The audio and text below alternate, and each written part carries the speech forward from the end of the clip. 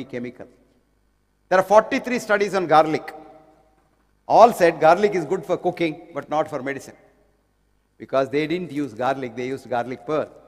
Garlic pearl is a reductionist garlic where the SH group is removed to remove the smell. When you take garlic as garlic, raw garlic, put it in the mouth and munch it nicely, the alanine in the garlic becomes allicin because it joins with the trypsin in the saliva and it becomes a very powerful medicine. And garlic is such a powerful medicine, I tell you. This is the only question I have about our ancient wisdom. Why wise people have avoided garlic in the diet. Maybe it's an aphrodisiac, but aphrodisiacs are not bad. So garlic is a wonderful blessing on mankind by heaven. But we avoided it. For example, ginger is a very powerful viral, antiviral drug. And who had to do the research?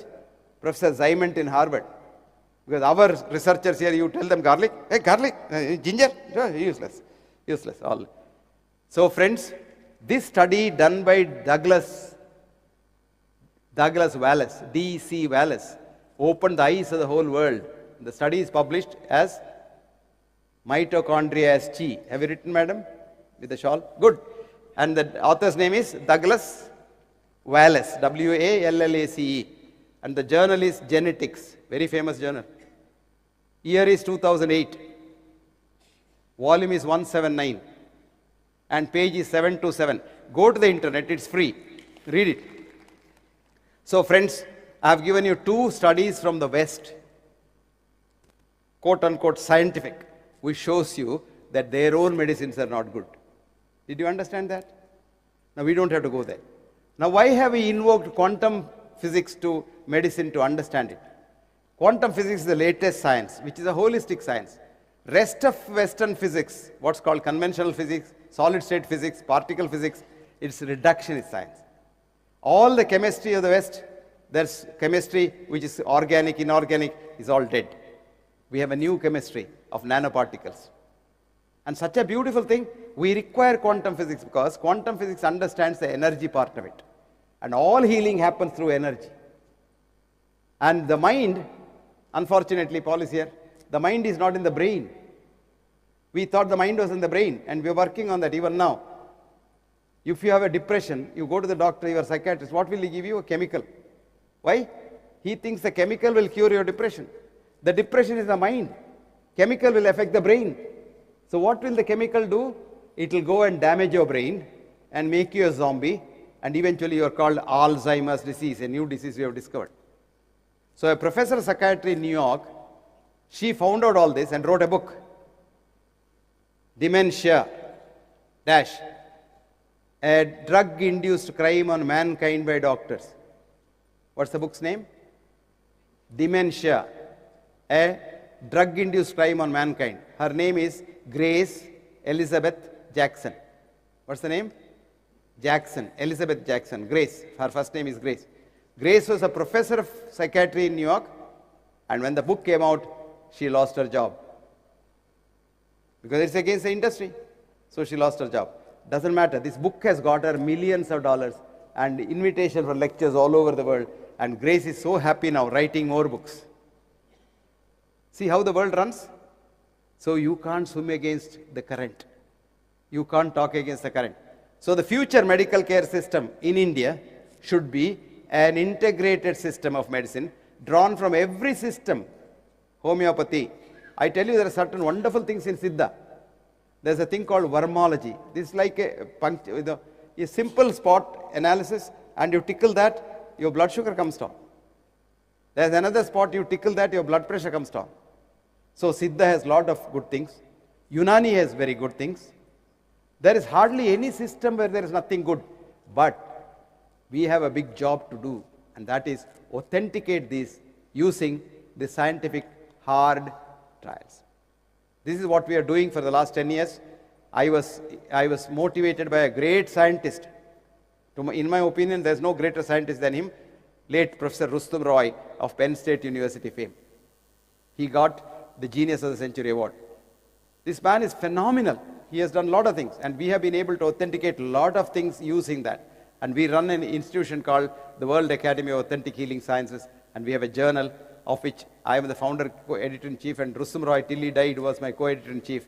And after that, I had the director of the Max Planck Institute of Physics in Munich, Hans-Peter Dürr, as my co-editor-in-chief. Now he also died, he was 89. And now I have got the professor of genetics in the Penn State University, and she is the editor-in-chief now. And we do this work for mankind's good. We don't take any money. Karthikeyan is one of the directors in us, and the government is still troubling me because they are fining me for not getting the FCRA. So, this is the problem with the, if you do some good work, people are after you because the industry is after you. So, friends, we have already discovered the method. I have extensively written about it, and I have written that the future is integrated system, and I have written what is called modern Indian medical future system. Now, why do we call modern medicine from West? Today we want everything from the West to say, oh, it's scientific.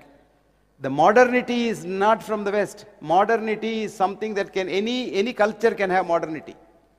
Western things have also moved from being sorcery, witchcraft, and what have you, 5,000 years ago in the Nile Valley, which went to Egypt, went to Greece, went to Arabia, and then came to Greece, and then Europe, and then became modern medicine. Why not we do that for us? There's a beautiful saying in Latin. If you want to move forwards, prospice, respice. If you want to move forwards, look back. And when we look back, we have a hoary past.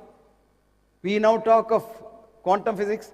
The quantum physics originated in Sanatana Dharma.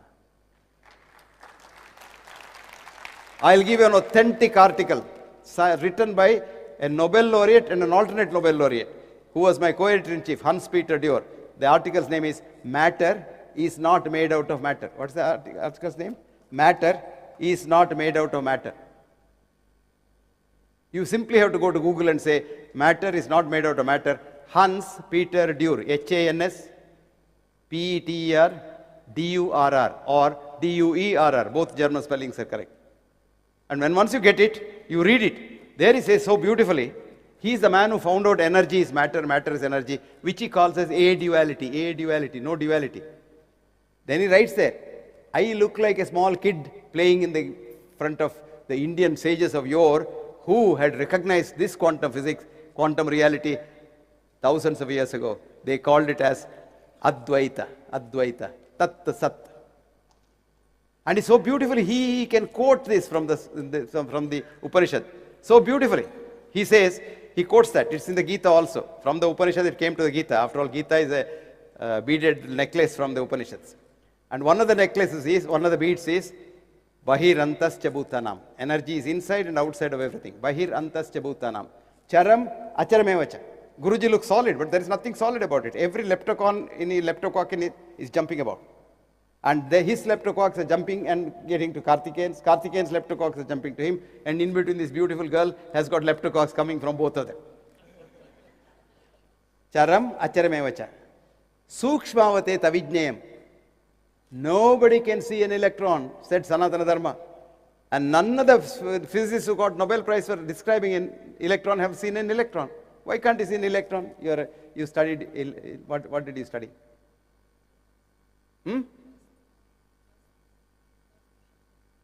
Vastu Shastra. Anybody who has studied physics?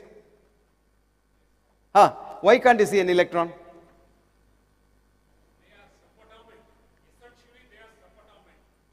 No. An electron has to be subatomic. But why can't you see it is a question. Now don't confuse us. In the physics class, the professors confuse us.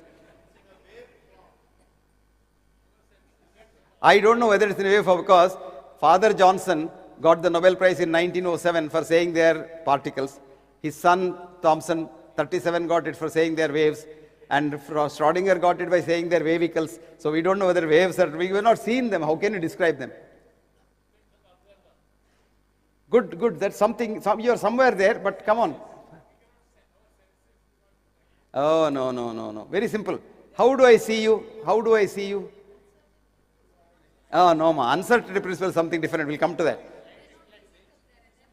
No. You are also energy. Why am I seeing you? If I have to see you or see any object, a few photons will have to leave you and hit my retina. If one photon leaves an electron, the electron changes. So nobody can see an electron because when you try to see the electron has changed. Sanatana Dharma again says, Asino vrajati duram, shayano jati sarvata, which is called quantum entanglement. Quantum entanglement. Quantum tunneling. Quantum energy can go through the tunnel, go through the wall, go through anything. It's called quantum tunneling. But the most important thing is quantum entanglement. We are all quantum energy. We have quanta inside and we can entangle. And when you entangle with people, you are one. And when you love others, you can never get a disease. Did you know that? If you want to be happy, love others. If you want to be disease-free, love others. White loving others is not LUST. No. That is different. This love has got a different spelling. COMPASSION. Universal compassion. Vinaya. You know, what impressed me most in this place? None of these buildings. This young man was touching the feet of an ordinary person like me, which means he is a personification of humility. And humility is the greatest virtue. If I have to give a PhD, I wouldn't give it for this bullshit of this is. I'll give it for the most humble man. So our Guruji must have a PhD from all universities. अरे हम नीचे आके आपका पाव पड़ेगा. So humility is not only a greatest virtue, humility is a good education, and humility makes you feel happy because you want to love others. I didn't complete that what I said. Why are you here? Because each germ gave a DNA and made you. So it is your job to do something for others. Paropakarartham idam shariram. So friends, treating a disease is very simple, provided you understand the other person's consciousness. And this is a new science called biocentrism. Biocentrism is whole world depends on you. Now I look at you, you're all there, right? I close my eyes. Are you there? I don't know. So it is my perception that you are there. And the first quantum physicist, Max Planck, said, there can't be a perception without a perceiver. Did you understand that? So it's a perception. And what is my perception? When I look at the patient, my perception should be, how can I help this human being to come back to good? Today, do you know what is my perception? When I see a patient, do you have insurance? Do you have a government job? Are you working for the bank? Is your wife coming from a very rich family? Because I just want to know how thick his purse is. Depending on that, my treatment. Doctors were told, do not expect money for the treatment because your effect goes down. Sanatana Dharma. In the 18th century England, doctors, there are no hospitals. Doctors are supposed to go to the patient's house. And you thank the household for giving you an opportunity to help another man in distress. Supposing you do everything and then you're supposed to wash your hands. When you go to the wash basin, if the household is rich, there will be 3 gold coins called guineas, a pound and a shilling. You just pocket it and go home. Supposing you go to wash your hands, no guineas kept, that means the household is poor, they can't afford it. So you wash your hands, go back inside the house again and thank them for giving you an opportunity to help another human being in distress. I tell you, it is such a satisfying feeling to say, patient comes and tells you, doctor, you saved my life. I didn't do nothing, but he thinks I saved his life. And I tell you, it makes you so happy, your day is made. And that is called the art of medicine. You know, the science of medicine we talk is nothing. It's the art of medicine that cures the patient. That's the placebo effect. My former chief in Harvard, who is 92, did this study and published about 2 years ago, where what happened to 600 patients who were sent for bypass surgery to Harvard from Massachusetts cardiologists. But he has a screening team which said, none of these people need bypass surgery. So he said, okay, we'll do a new test. What he did was, he had 2 theaters assigned, theater A and theater B, where we used to do laser tip myocardial revascularization, which is called TMR, total myocardial revascularization, where the patient doesn't know, he is just have an injection. So the protocol in A was anesthetize, treat, surgery, and then send. B was anesthetize, he'll be sleeping, wake him up, and tell him he had a wonderful operation. Right? Got it? Now, over 5 years, they had 300 patients on either side, about 300, 298 or something like that. After another 5 years, they see all these 300 we went to B theater were perfectly normal. And scanning showed their myocardium was 100% revascularized. In A, half of them had open bypass surgery, and then other half of the other half were in heaven with their maker prematurely. What did it show? The placebo effect. The patient believed that he was operated and he's fine because his doctor told him he's fine, and that's it. And our friend Bingel's study also showed he gave a drip of morphia for a pain and then told, this is not morphia, this is a new vitamin we have found for cancer, you will be all right. But your pain may not go, and the pain didn't go. Next time the same patient was taken over, it's called crossover study. Saline was run in and he was told, this is morphia, latest salt of morphia. Your pain will go, everybody's pain went. Nonplussed, they did fMRI concurrently, repeated the test. And when they found, when the patient believed in his doctor, faith, F-E-F-A-I-T-H, his forebrain was so active that it produced opioids, more powerful painkillers. When he believed it's not morphia, his brain slept. And you must read this study, I tell you, it's such a fascinating study. And if you study this and read this, you will know where we are going. And we don't require a very expensive system for medicine. Doctors in London in 1823 were so bad that one doctor, young doctor, his name is James Wakeley, 30 years, MD, and he was also an MP in the House of Commons.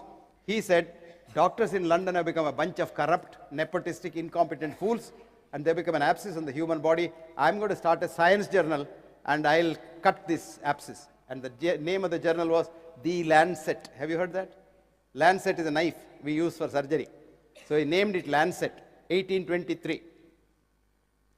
2014 to be precise, the present editor, Richard Horton, wanted to know what impact has Lancet made in 185 years.